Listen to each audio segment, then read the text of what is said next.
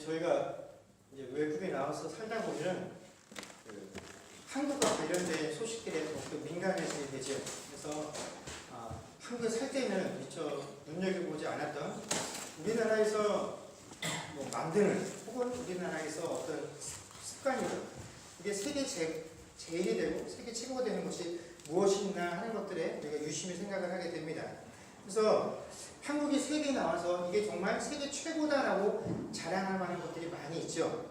그 중에 하나가 교회의 십자가 숫자일 것입니다. 아마 전 세계 어디에 내놔도 이 한국의 십자가만큼 많은 십자가를 찾기가 어려울 것입니다. 저희가 살고 있는 이곳 캐나다에도 크고 작은 많은 교회들이 존재를 하죠. 이 교회 예배당에는 빠짐없이 다 십자가가 존재를 합니다. 그러나 한국에 있는 교회의 십자가들과 이곳에 있는 교회의 십자가들을 비교해 보면 한 가지 중요한 차이가 있죠. 그건 뭐냐면 이곳에 있는 십자가는 결코 크고 화려하지 않다라는 것입니다. 한국의 교회에 있는 그 십자가들은 교회의 가장 큰 곳에 교회 이름과 그 십자가가 가장 높은 곳에 새겨져 있죠. 그리고 어떻게 되어 있습니까? 크고 화려할 뿐만 아니라 밤에도 그것을 볼 수 있도록 교회 이름 주변에다가 십자가 주변에다가 온갖 찬란한 조명을 해놓고 아무리 깜깜해도 그 교회의 이름과 십자가만큼은 환하게 밝혀지는 것이 저희가 살았던 한국의 모습입니다. 그런데 이것은 비단 일부 대형 교회들만의 문제가 아니라 작은 교회들에도 마찬가지다라는 것이죠. 그리고 한국에 보면 특징이 상가의 교회들이 참 많이 존재를 합니다. 그런데 어떤 경우에는 상가 하나에만도 층층마다 교회들이 있을 때가 있다는 겁니다. 그리고 그 층층마다 존재하는 교회들이 저마다 십자가를 세우기 때문에 그런 건물의 옥상에 가보게 되면 각 교회가 세운 십자가 탑과 또 십자가들로 인해서 그 옥상이 붐비게 되는 경우들을 우리가 자주 확인을 하게 됩니다. 자, 그런데 이런 상황이 이렇다 보니까 한국에서 많은 분들이 교회, 그렇게 되면 가장 먼저 떠올리게 되는 것이 십자가예요. 기독교 그러면 가장 먼저 떠올리는 것이 십자가인 그런 상황이 되었습니다. 혹자들은 이렇게 해서라도 믿지 아니하는 자들에게 교회를 알릴 수 있다라고 한다면 이것도 전도의 차원이니까 좋은 거 아닙니까? 라고 말씀하시는 분들도 있습니다. 그러나 정말로 예수님께서 이 땅에 오셔서 지셨던 십자가가 또 우리에게 너희가 자기 십자가를 지고 나를 쫓아와야 된다라고 말씀하셨을 때 그 십자가가 정말 우리가 그렇게 크고 화려하고 높게 세웠던 그런 십자가들의 의미를 포함하고 있는 것일까요? 물론 이 십자가라는 것은 복음에 있어서 가장 핵심되어지는 요소입니다.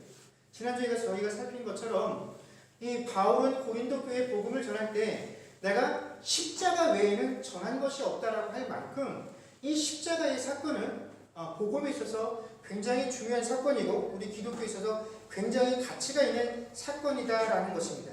이것을 부인할 사람은 아무도 없죠. 그러나 주님께서 십자가와 관련해서 우리에게 주문하고 요구하시고 또 가르치셨던 것은 결코 지금 우리가 하고 있는 모습과 같이 이 십자가를 교회 가장 높은 곳에 크고 화려하게 세우는 것은 아니었다라는 것입니다. 그럼 오늘은 종려주일입니다. 종려주일이 무엇입니까? 예수님께서 예루살렘에 입성하시는 것을 기념하기 위한 그 주간이 종려주일입니다. 그렇다면 우리는 도대체 예수님께서 왜 예루살렘에 입성하시는 그 날을 기념하는 것일까요? 도대체 어떠한 의미를 가지고 우리는 이 종려주일을 지키게 되었을까요? 예수님께서 이 종려주일을 행하셨을 때 이 날은 수많은 사람들이 예수님께서 예루살렘에 입성하실 때 그 예수님을 향하여 호산나 호산나라고 말을 하면서 왕으로 이 예수님을 받아들였다라는 것을 우리가 잘 알고 있습니다. 즉 예수님께서 이 종려주일날 예루살렘 성에 입성하신 이 사건은 예수님께서 이 인류의 왕으로서의 그 대관식을 치르는 사건입니다. 그런데 왜 예수님께서 그 모든 인류를 대표하는 왕으로서의 대관식을 치르실 필요가 있었느냐? 우리는 또 제자들은 그 그저 많은 사람들이 이 예수님이 입성하시는 것을 보면서 호산나 호산나 다윗의 후손이여 왕과 같이 오시는 이를 환영하는 모습을 보면서 야, 우리가 모시는 이 스승이 이렇게 대단한 분이구나, 이분의 영향력이 이토록 크고 높구나 하는 것들에 대해서 자부심을 가졌을지 모르나, 실제로 예수님께서 이 예루살렘의 입성을 통하여 우리들의 왕이 되시려고 하셨던 것은 한 가지 이유 때문입니다. 바로 우리의 모든 죄를 대신하시기 위해서 우리의 왕이 되셨다라는 것이죠. 결국은 우리 모든 죄를 한 몸에 감당하시고 죽으시기 위해서, 이 십자가 사건을 감당하시기 위해서 예루살렘 성에 입성하셨고, 또 그 한 분에게 우리의 모든 죄를 전가하려다 보니까 그분이 우리 모든 사람의 왕이 되시는 그런 지위와 자격이 필요했기 때문에 그 일들이 이루어졌다라는 것입니다. 그러나 예수님께서 그 예루살렘에 입성하실 때만 해도 누구도 이런 일, 즉 예수님께서 십자가에서 죽으실 것이라는 것을 예상한 사람은 아무도 없었다라는 것이죠. 이렇게 많은 사람들에게 열렬히 환영받고 있는 이 사람이 며칠 만에 갑자기 그 지위와 신분이 땅바닥으로 떨어져서 그 모든 명예를 잃어버리고 십자가에 비참하게 달리는 일이 있을 것이다라고 기대하지 못했다라는 것입니다. 그러나 예수님께서는 이미 예루살렘 입성 한참 전부터 수차례에 걸쳐 제자들에게 당신께서 십자가에서 죽으실 것임을 이미 언급을 하셨죠. 그래서 만약 제자들이 단 한순간이라도 이전에 예수님께서 자신들에게 이 십자가와 관련된 사실들을 언급하셨던 그 내용들을 기억하고 있었다라고 한다면, 이 예루살렘 성에 입성하실 때 그 수많은 인파들이 몰려 예수님께 환호하는 장면에 취해서 자신들도 예수님께서 이곳에 왕이 되려고 하시는구나, 우리가 이 예수님 밑에 있으면 뭔가 한 자리 차지하게 명예를 얻을 수 있겠구나 하는 사실들에 취해서 예수님을 잡으려는 무리들이 왔을 때 칼을 뽑아 그들을 대항하고 예수님을 보호하겠다는 그와 같은 행동을 하지는 못했을 것이다 라는 것입니다. 자, 오늘 저희가 읽은 이 본문은 예수님께서 십자가와 관련해서 처음으로 그 제자들에게 언급하신 내용을 기록하고 있습니다. 예수님은 십자가의 사건이 있기도 전부터 이미 제자들에게 주님께서 십자가와 관련된 모든 것들을 언급해 주셨습니다. 그런데 이 십자가가 언급된 그 상황은 예수님께서 당신이 고난을 받고 그 고난 이후에 죽을 것이며 또 부활을 맞이하게 될 것이라는 이 모든 과정을 설명하시는 가운데 이 십자가가 바로 고난과 죽음의 상징으로 등장하게 되어진다라는 것이죠. 그러면서 그 십자가와 관련돼서 제자들에게 가장 먼저 가르치신 내용이 뭐냐면 십자가를 지라라는 내용이었다라는 것입니다. 그러나 그 십자가를 져야 한다는 사실을 우리가 뻔히 알고 있음에도 불구하고 우리도 여전히 이 십자가를 져야 된다는 사실에 대해서 우리는 결코 이 문제에 대해서 가볍게 여길 수 없다라는 것입니다. 아무리 우리 신앙들이 오래되어지고 이 사실들을 우리의 마음속 깊이 새겼다라고 할지라도 십자가를 진다라는 이 사건이, 이 명제가 우리에게 결코 가벼운 일이 아니다라는 것입니다. 이 목사인 저에게도 이 말은 굉장히 부담스러운 부분입니다. 우리는 흔히 십자가를 지고 우리가 주님 뒤를 쫓아야 한다는 이 사실 앞에 내가 감히 어떻게 주님께서 지셨던 그 십자가를 저도 똑같이 질 수 있습니까? 라는 말로 우리가 갖게 되는 이 부담을 표현을 합니다. 그런데 우리가 이렇게 십자가를 져야 한다는 이 예수님의 명령에 대해서 심한 부담감을 느끼는 까닭은 이 십자가를 진다라는 의미를 우리 인생에 무엇으로 여기기 때문에 그렇습니까? 고통이요? 고난이라고 우리가 생각을 하기 때문에 우리는 이 십자가 지는 것을 굉장히 부담스러워하고 꺼려한다라는 것입니다. 또 한편으로는 우리가 이 십자가를 진다라는 것을 신앙 성숙의 결과다라고 생각을 하기 때문에 어려워한다라는 것이죠. 그래서 교회에 나온 지 얼마 되지 않은 이들의, 즉 초신자인 사람들에게는 십자가를 지라는 것을 권면을 하지도 않습니다. 그냥 교회에 와서 교회에 잘 적응하고, 그러니까 처음에 교회 와서 교회에 마음 붙일 수 있도록 늘 좋은 얘기만 해줍니다. 예수 믿으면 복 받고 예수 믿고 기도하면 다 잘 되고 이런 얘기만 해주지 그들에게 부담이 될 만하기 때문에 십자가를 져야 한다라는 얘기를 좀처럼 해주려 하지 않는다라는 것입니다. 그래서 그래도 교회 생활한 지 얼마 돼서 신앙생활한 지 좀 시간이 좀 오래 되어져서 자기 스스로 갈고 닦여서 야, 내가 이제 좀 신앙한다라는 것이 뭔지 알겠고 예수를 믿는다라는 것이 무엇인 줄 알겠어 라는 고백이 있을 때쯤이라야 그런 사람에게 우리가 한 번쯤 권면해 줄 수 있는 말이 자기 십자가를 지고 예수를 쫓아가야 한다라는 의미로 받아들인다라는 것입니다. 그러나 십자가를 진다라는 것은 결코 신앙이 성숙한 자들, 그런 사람들에게만 발견되어지는 전유물이거나 우리가 오랜 기간 동안 단련되어진 결과로 얻게 되어지는 것이 십자가를 지는 사건이 아니다라는 것입니다. 오히려 예수님께서 우리에게 말씀해 주신 말을 따른다라고 한다면 이 십자가를 지는 것은 신앙을 시작함과 동시에 우리에게 부여되어지는 것입니다. 우리가 신앙을 출발한다고 할 때 신앙의 출발선에 섰다고 했을 때 우리는 무엇을 지고 그 출발선에 서는 것입니까? 십자가를 지고 난 이후에야 그 출발선에 설 수 있는 자격이 생겨나게 된다라는 것입니다. 그래서 예수님께서 십자가를 지라고 하셨을 때 이 명령은 가장 큰 특징은 어떤 특별한 이들에게만 부여되어지거나 혹은 신앙이 능숙한 사람, 오랜 시간을 거쳐서 신앙의 성숙을 이룬 사람들에게 주어진 것이 아니라 아무나 나를 따라오려거든 십자가를 지고 따라와야 된다라고 말씀하셨다라는 것입니다. 즉 모든 그리스도인을 향한 명령이 십자가를 지고 나를 따르라라는 것이고 이 십자가를 내지 않은 채 아무리 많이 가고 아무리 열심히 달려가도 그것은 뭡니까? 신앙인의 삶과는 아무런 관련이 없는 삶이다라는 것입니다.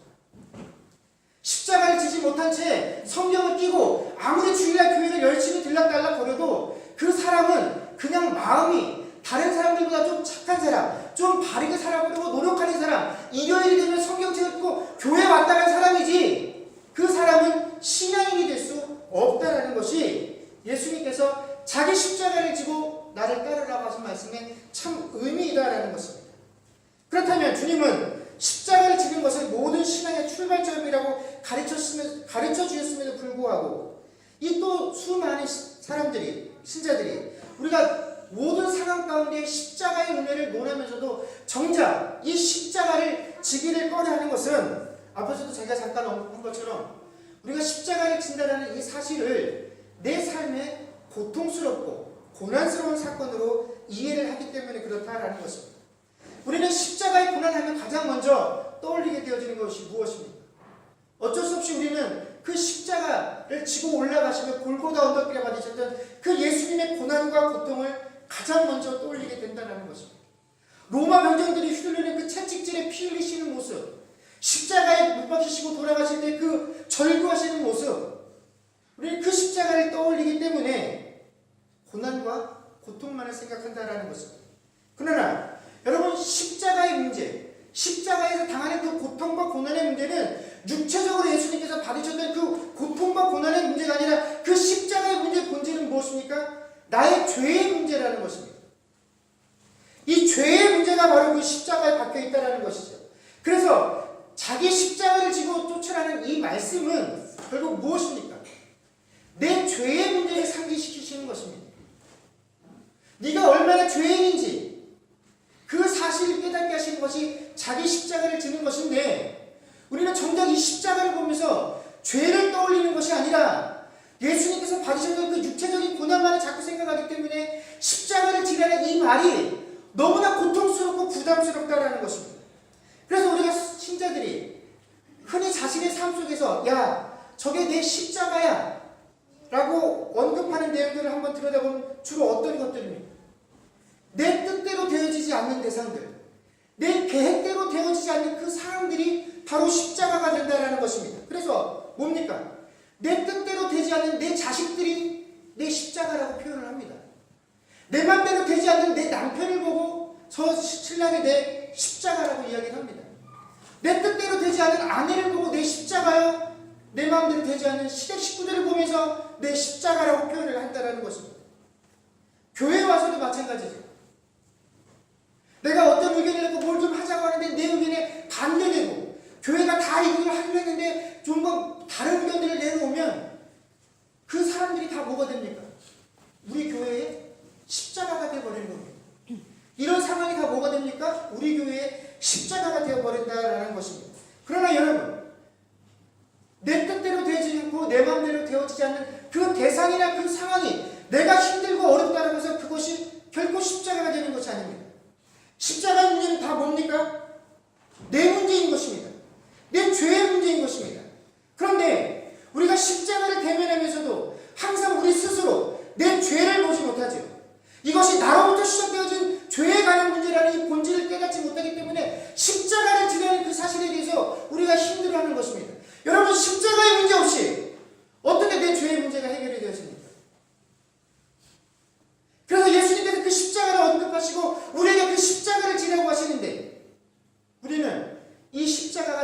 관련이 없는 다른 사람으로부터 주어지는 내 고통, 내 삶의 어려움이다라고 생각을 하기 때문에 나와 관련이 없기 때문에 이 십자가 지는 것을 꺼려한다라는 것입니다.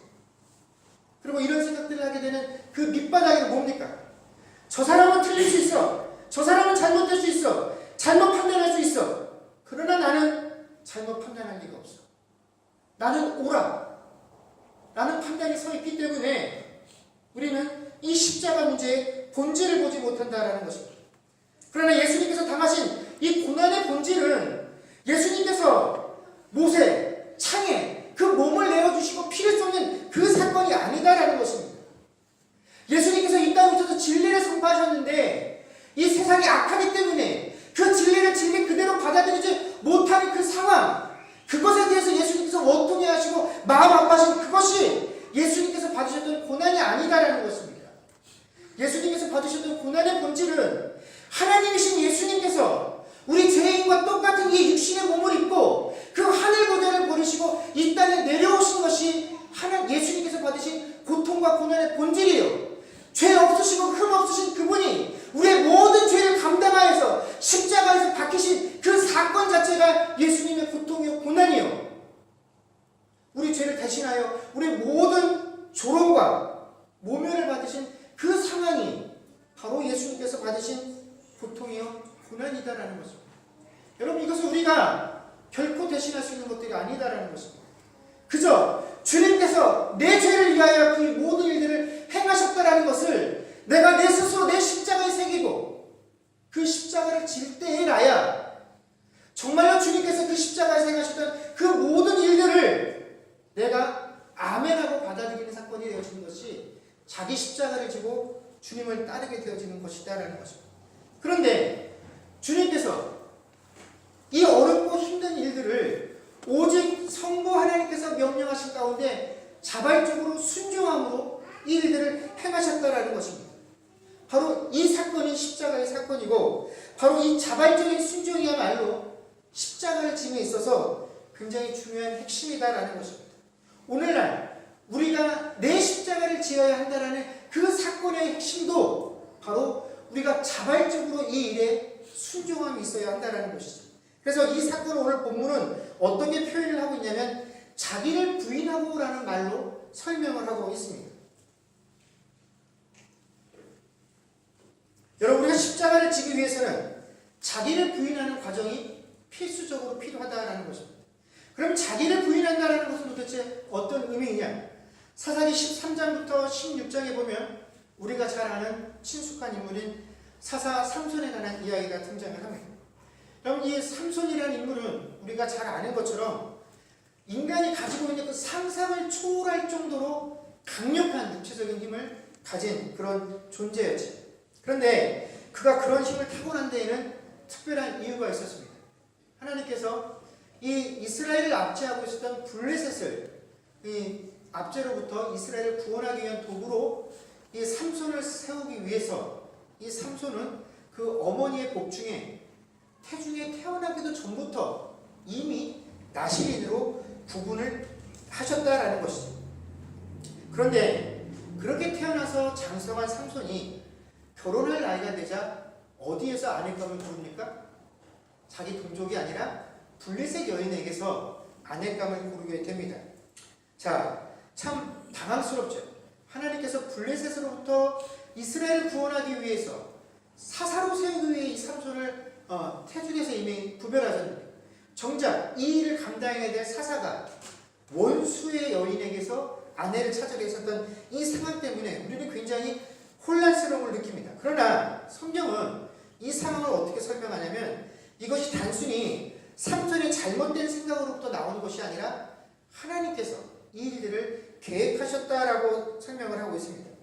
사사기 14장 4절에 보면 그때 블레셋 사람이 이스라엘을 다스린 까닭에 삼손이 틈을 타서 블레셋 사람을 치려 함이었으나 그의 부모는 이 일이 여호와께로부터 나온 것인 줄을 알지 못하였더라라고 이 상황을 설명하고 있습니다.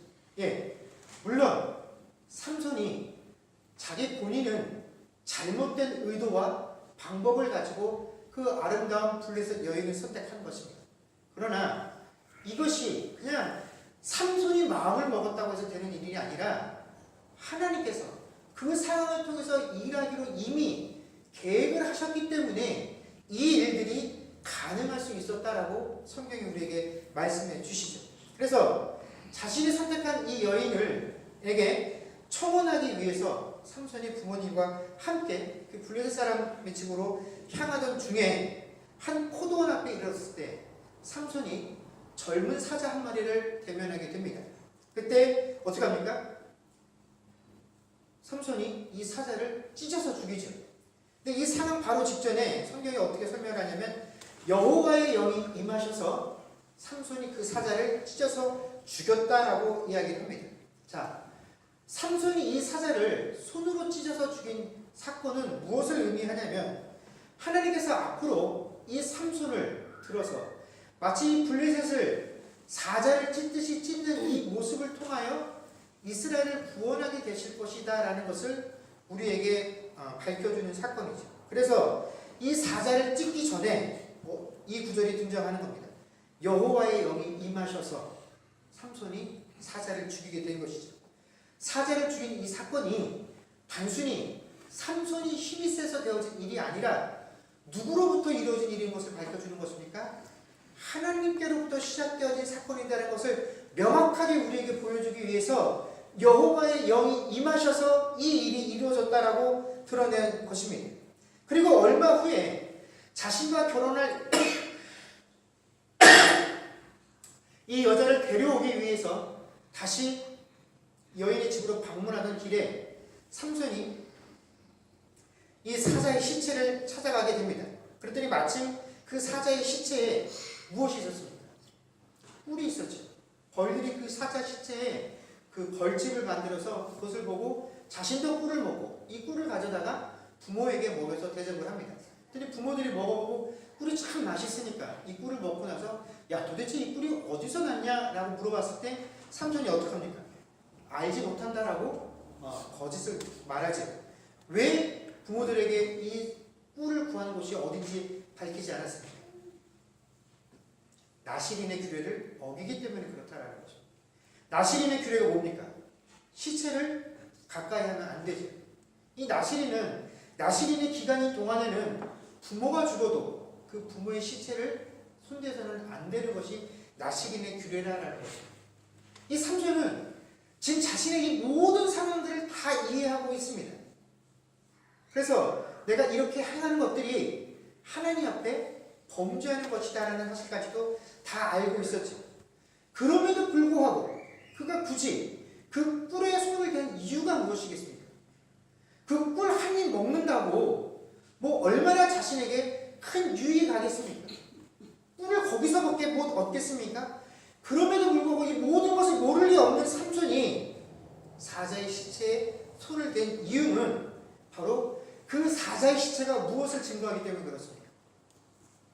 자신의 힘을 내가 힘쓴 결과를 보여주는 결과였기 때문에 그렇다라는 것입니다. 그 사자의 시체를 보기 위해서 그는 여인의 집을 향하다 발걸음을 되돌려서 야 그때 내가 가다가 여기서 어디쯤에서 사자를 한 번 죽인 적이 있는데 하고 발길을 돌려 그 사자의 시체를 찾았다라는 것이죠. 그래서 사사기 14장 8절 말씀을 보면 얼마 후에 삼손이 그 여자를 맞이하려고 다시 가다가 돌이켜 그 사자의 주검을 본즉 사자의 몸에 벌떼와 뿔이 있는지라 라고 성경이 말씀하고 있다는 거죠. 그 여인을 데리고 가다가 그냥 가면 되는데 그 시체를 찾아보겠다고 다시 발걸음을 돌렸다라는 거죠. 뭡니까? 지난날 내가 이곳을 가다가 거두었던 그 자신의 승리를 다시 한번 모으고 싶었던 것입니까? 음미하고 싶었던 것입니다. 다시 한번 그것을 보면서 내가 이루었던 그 업적들을 보면서 스스로 만족감을 누리고 싶었던 것이죠.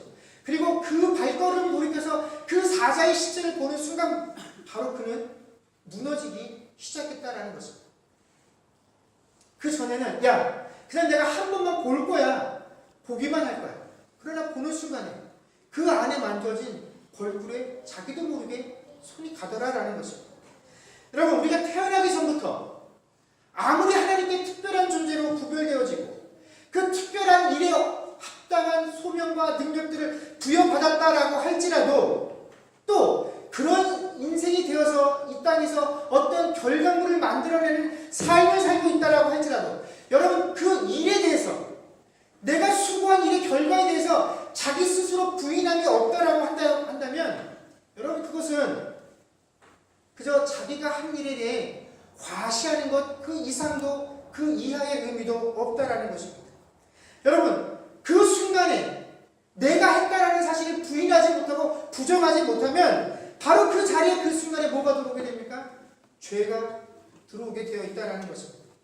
여러분 내용이나 방법에 내가 살아가고 있는 그 자리에 내가 드러나고 있고 내가 했다라는 그 결과에 대한 자부심이 살아있다라고 한다면 여러분 그 자리에는 나를 부인하는 그런 모습은 결코 있을 수 없다라는 것입니다. 그리고 나를 부인하지 못하는 그곳에는 내가 아무리 십자가를 입에 담고 있다라고 해도 내가 짊어진 그 십자가의 모습은 드러날 수 없다라는 것입니다.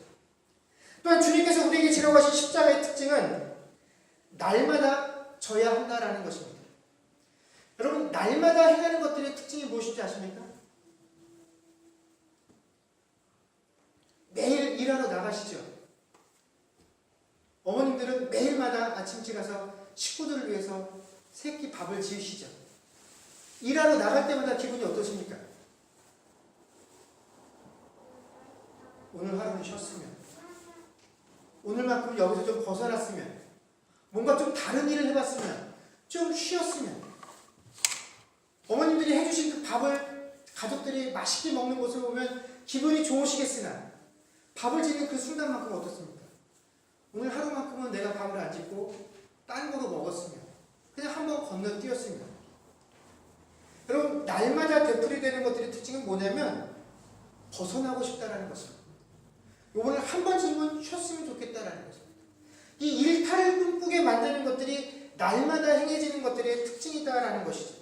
바로 일터에 묶여 사는 우리의 삶들이 그렇고 하루 세 끼 꼬박꼬박 밥을 해줘야 되는 어머님들의 모습이 그렇고 매일매일 학교에 등교를 하는 학생들이 학교로 다가는 그 순간까지 내뱉는 말이 오늘 학교 안 갔으면 하는 그것들이 우리가 날마다 행하는 삶의 특징이다라는 것입니다. 그런데 이거 한두 번 봐줘도 사실 큰 문제 생기지 않습니다. 밥 한두 끼 안 먹는다고 죽지 않습니다.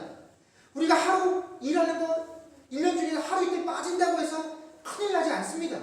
학교 하루 이틀 빠진다고 그거 큰일 나지 않습니다. 그러나 여러분 그 한두 번이라고 생각되어지는 것들이 계속 우리의 일상 가운데 쌓이게 되면 결국 그것들이 우리의 삶을 무너뜨리는 결과를 만들게 된다는 것이죠. 그런데 이 자기 부인이라는 것이 그렇다는 것입니다. 참 힘들지요. 어떻게 매번 내가 주의 일을 하고 교회를 위해서 봉사하고 헌신하는데 그때마다 주님 이거 내가 한 일이 아니고 주님이 하신 겁니다. 그거 어떻게 번ben이 입으로 고백을 하며 살아갑니까? 예, 주님도 꼭 우리의 입술로 그것들을 해야 만족하시는 분 아니시다라는 것입니다. 한두 번 우리가 그것들을 간과하고 넘어가도 주님께서 그걸로 우리의 신앙을 판단하지 않으십니다. 그러나 여러분 이것들이 한두 번이 아니라 계속 그런 습관들이 우리에게 쌓이게 되면 그것이 우리의 신앙 자체를 무너뜨리게 만든다라는 것입니다. 여러분 우리가 1년간 그 긴 신앙생활하는 동안에 내가 1년 동안 어떻게 지내왔는가 이거 중요하지 않다는 것입니다. 내가 지나간 몇십 년 동안 내가 어떻게 하나님 앞에 신앙생활을 했는가 이것도 중요하지 않다는 것입니다. 나는 뱃속에서부터 우리 부모님 때부터 신앙생활을 했던 사람이야. 모두 신앙이야. 우리 집은 3대째 믿고 있는 집이야. 이런 거 아무 소용없다. 이런 소용이 없다라는 것입니다. 지금 이 순간 내가 하나님 앞에서 내가 되어진 것들로 인하여 자기 부인을 한 게 없다라고 한다면 그 지나간 시간들이 어떠했던 것이 아무런 소용이 없는 것이 십자가를 지고 살아가는 우리 인생들의 참 모습이다라는 것입니다.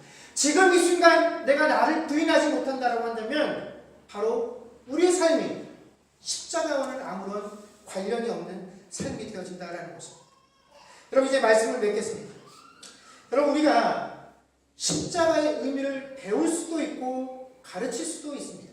그러나 한 가지 절대로 사람이 해줄 수 없는 것은 십자가를 지워주는 일은 우리가 절대로 할 수 없다라는 것입니다. 우리가 아무리 저분의 신앙 모습을 보니까 저분은 정말 자기 십자가를 지고 매일매일 자기를 부인하며 하나님께 순종하며 따라가는구나 하는 것을 보고 감동을 할지라도 여러분 그런 사람조차도 자기 십자가를 지는 것이 결코 쉽지 않은 것입니다. 그런데 쉽사리 내 모습을 보면서 나처럼 내 십자가를 지고 주님을 따라가는 내 모습을 본받으라고 우리가 말할 수 없다라는 것입니다. 이건 굉장히 중요한 것입니다. 왜냐하면 여러분 목사인 제 스스로가 하나님 앞에서 매일매일 내 십자가를 지기 위해서 하나님 오늘도 당신 앞에 내가 이 십자가를 지매 나를 부인할 수 있는 자가 되게 하시고 내가 이 십자가를 지는 것을 자발적으로 순종하는 마음으로 하게 하시고 어제가 아니라 오늘 이 순간에도 내가 나를 부인하는 이 삶이 있어야 합니다. 그런데 하나님 이게 절대로 내 힘으로 되어지는 것이 아니에요. 하나님께서 나를 붙잡아 주시고 하나님께서 나를 인도해 주지 아니하시면 안 됩니다. 그러니 주님 오늘도 나를 붙잡으신 이 손을 강하게 붙잡으사 인도하여 주십시오. 이 시간을 우리가 매일매일 해야 하기 때문에 누구 앞에 서서 나처럼 해봐 라고 말할 사람이 없다라는 것입니다. 그러기에 우리는 이 자기 십자가를 지는 일에 앞서서 늘 하나님께 하나님의 은혜를 구하는 자들이 되어야 하기 때문에 그렇다라는 것입니다. 이 십자가를 앞에 둘 때 우리는 또 여전히 하나님의 궁유를 구하는 것 외에는 할 수 있는 것이 없기 때문에 우리는 그 십자가 앞에 또다시 겸손해질 수밖에 없다라는 것입니다. 여러분 이번 한 주간 우리가 고난 주간이 되어지면 우리가 어떻게 우리 한 주간의 삶을 나를 어떻게 하면 좀 더 힘들게 할까 나를 더 어떻게 어렵게 만들까 하는 것들을 생각을 해서 밥을 굶고 내가 좋아하는 것들을 삼가하고 나를 힘들게 하는 것으로 이 시간들을 채우려 합니다. 여러분 좋습니다. 그렇게 해서 우리가 스스로 주님의 받으신 그 고난과 고통에 조금이라도 동참할 수 있다고 한다면 밥을 굶으십시오. 하고 싶은 것들을 멈추십시오. 그러나 그 전에 앞서 이번 한 주간 하나님께서 우리에게 부여하신 그 십자가의 의미들을 온전히 알고 여러분 그 십자가를 지고 주님을 따르시는 그런 고난 주간이 되어지는 삶을 살아가는 저와 여러분들이 되어줄 수 있기를 주의 이름으로 간절히 축원합니다.